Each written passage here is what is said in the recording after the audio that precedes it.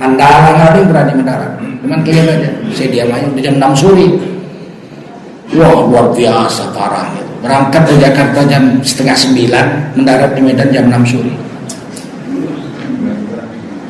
Rasa takut itu harusnya kita jangan jauh dari Allah, harus kembali kepada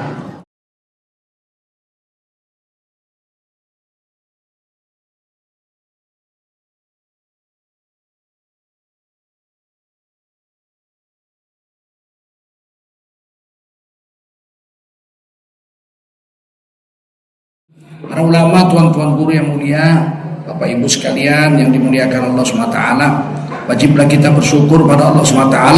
Salawat dan salam kita sampaikan untuk baginda Rasulullah SAW. Akhir-akhir ini bencana banyak datang.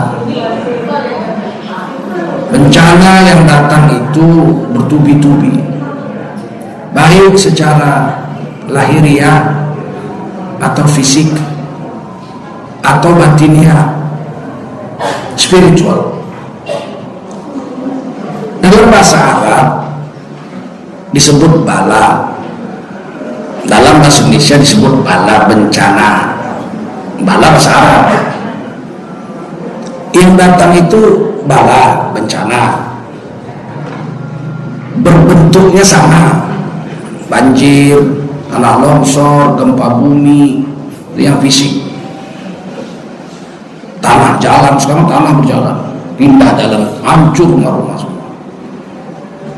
Angin ribut, tsunami, itu namanya, ini bentuknya. Kena sama orangnya, berubah sikap, sifatnya berubah sifatnya. Yang datang itu gempa bumi, banjir, longsor, tsunami, angin ribut, itu yang datang sama aja. Bala, bencana, bahasa Arabnya bala. Kena sama siapa berubah dia.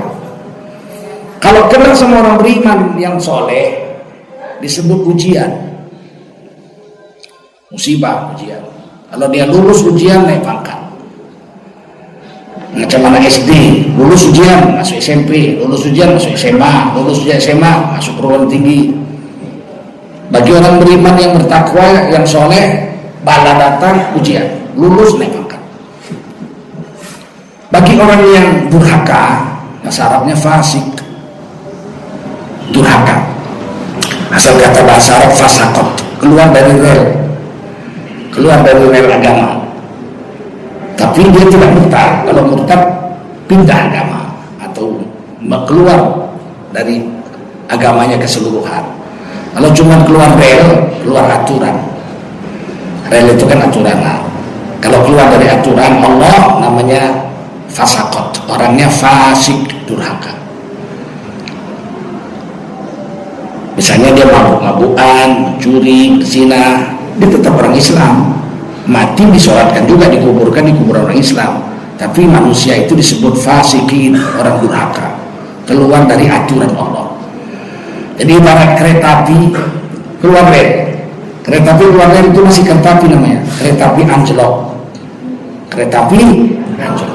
Tapi masih kereta api, diangkat balikkan lagi ke relnya, dia jalan lagi.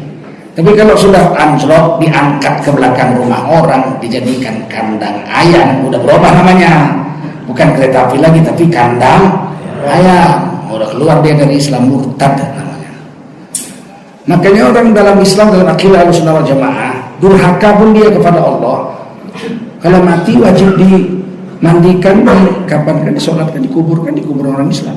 Mati berzina, mati mabuk, mati mencuri, dia korupsi, dia tangkap, hukum mati, ditembak, atau dia bunuh orang, hukum mati, dia tetap disolatkan jenazahnya. Karena dia tidak murtad. Tapi kalau murtad tak boleh disolatkan jenazahnya. Kecuali dia taubat masuk Islam lagi, syahadat lagi, tajdidul iman, syahadat lagi dia, baru kita boleh. Itu pun pahalanya 0, hapus semua, dari 0 lagi. Waduh. Siapa yang murtad itu?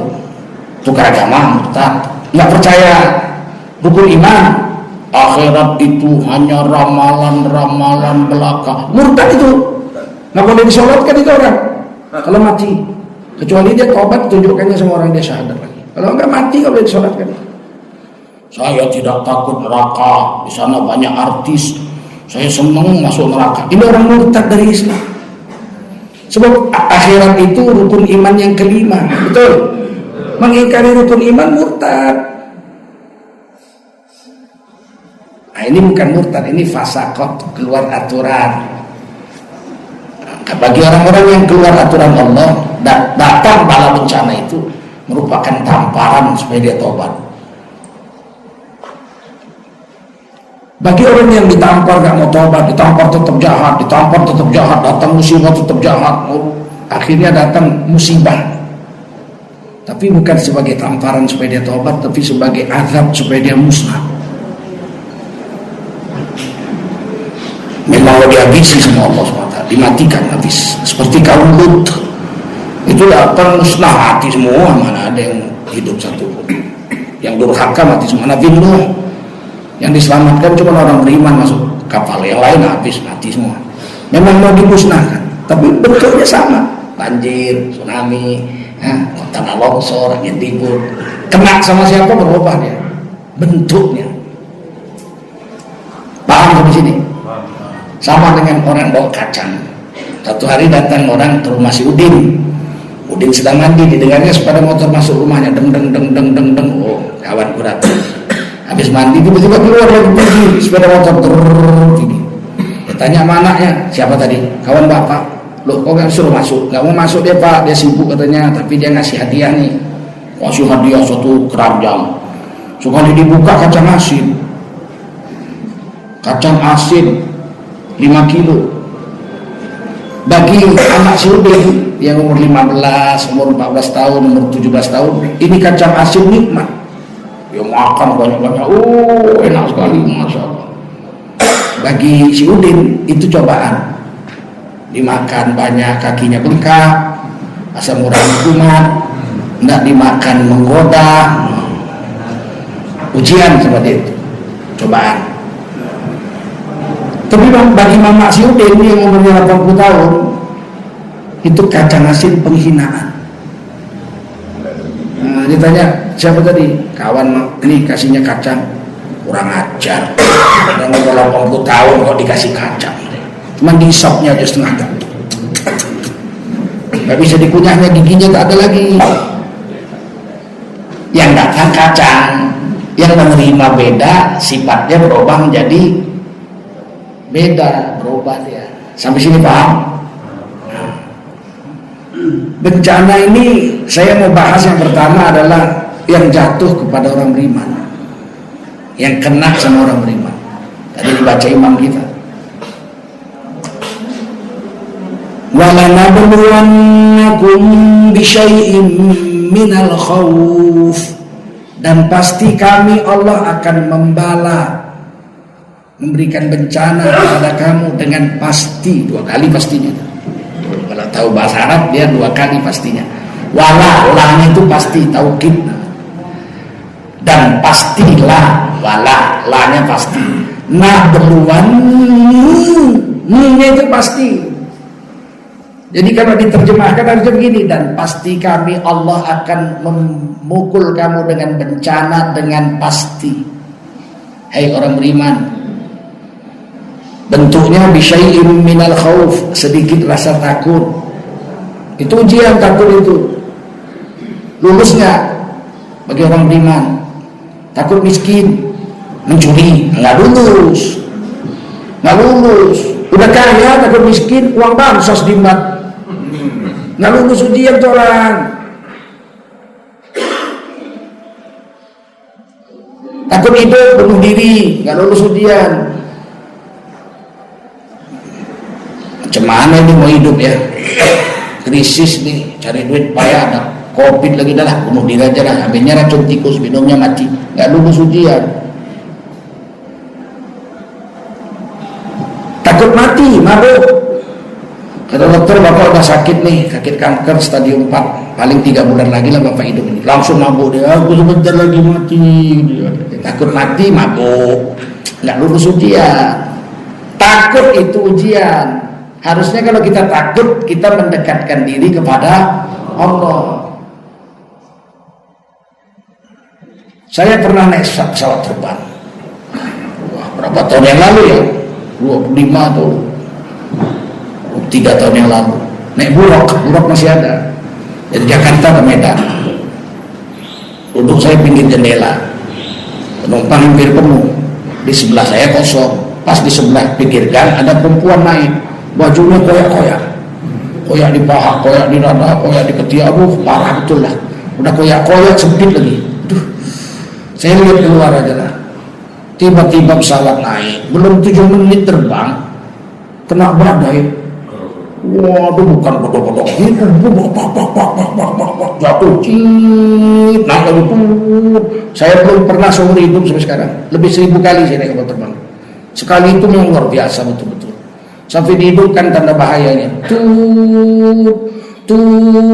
Wah, ini luar biasa ini. Tiba-tiba perempuan sebelah saya tuh, diambilnya tas, dia bawa tas kecil gitu, di sebelah, ditaruhnya di antara saya dengan dia, dibukanya. Dalam ketakutan itu dia baca Yasin.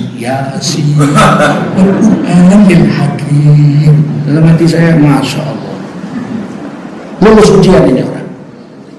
Dalam keadaan takut kembali kepada betul, lulus ujian.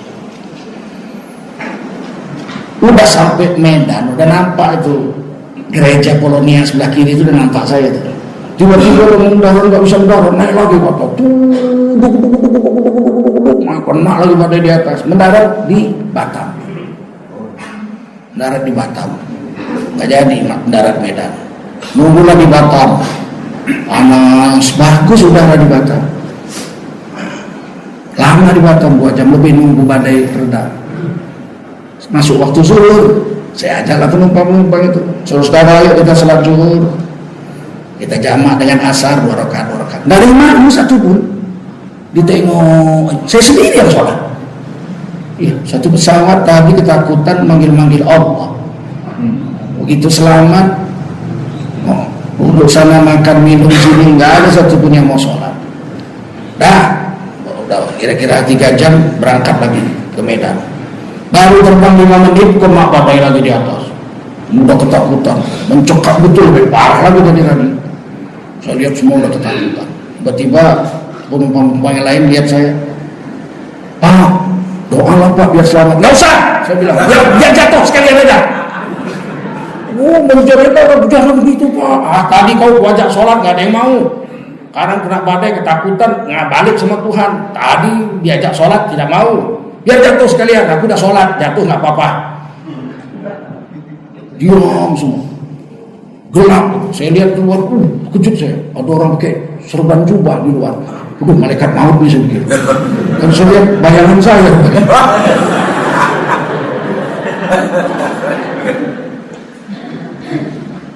Sampai di Medan nggak bisa mendarat. Parah betul. Mendarat Pekanbaru, balik Pekanbaru, istirahat lagi Pekanbaru 2 jam lebih, 3 jam. Akhirnya berangkat. Sama aja, kenapa ada lagi? Ini buruk bandel betul ini. Sampai di Medan akhirnya mendarat, dia paksa mendarat itu. Bronwyn itu pemadam kebakaran itu lebih 10 udah berjejer itu. Hujan lebat selebat-lebatnya. Mendarat. Begitu mendarat peluk-pelukan orang. Untuk perempuan sebelah itu nggak meluk saya itu. Peluk-pelukan orang nangis. Nangis dalam hati saya. Begitu keluar satu saat saya belakangan keluar, saya lihat pilotnya pun nangis. Pilotnya pun menangis. Memang luar biasa. Itu seumur hidup saya baru sekali ngalami. Kalau goyang-goyang itu mah biasa. Itu saya keluar sampai gedung Polonia Medan itu, orang-orang yang situ bilang, waduh nekat. Cuma kalian yang mendarat, yang lain Garuda, Merpati, Simpati tidak ada. Mandala nggak ada yang berani mendarat. Cuman kalian aja. Saya diam aja di jam 6 sore. Wah luar biasa parah. Berangkat ke Jakarta jam 8:30, mendarat di Medan jam 6 sore.